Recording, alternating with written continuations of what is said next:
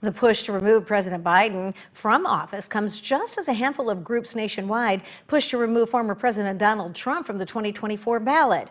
And now that fight has come to Minnesota in the form of a lawsuit filed with the state Supreme Court. ABC 6 News reporter Rachel Mantos spoke with a U of M law professor about this legal challenge. And Rachel, it all comes about now because of an insurrection clause in the Constitution. That's right, Robin. It's a particular clause in the 14th Amendment which prohibits anyone who has taken an oath to uphold the Constitution from holding public office if they've been engaged in insurrection or rebellion against the United States. But University of Minnesota law professor David Schultz says legal historians are unsure if this clause, intended for officers of the Confederacy after the Civil War, applies to our modern day. Even if it is good law, should it be used as a way of keeping Donald Trump off the ballot? The group Free Speech for the People argue that it should.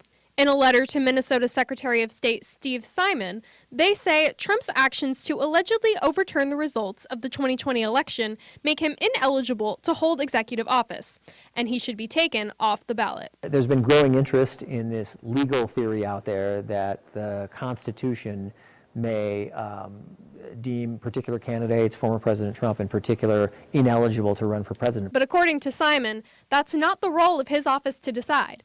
It's up to the courts. We will always abide by what the courts tell us to do, but really that's their determination, not our determination.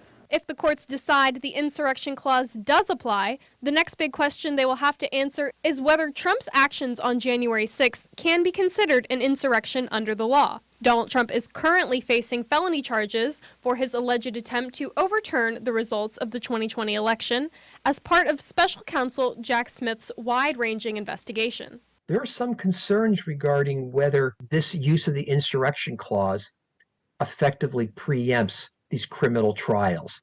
And again, that raises some important questions that I think the courts have to address. These cases are set to go to trial during primary season next year, and depending on if he is found guilty of insurrection, could impact whether he is allowed to appear on the ballot. Whether you like Donald Trump or not, there is the presumption of innocence until proven guilty.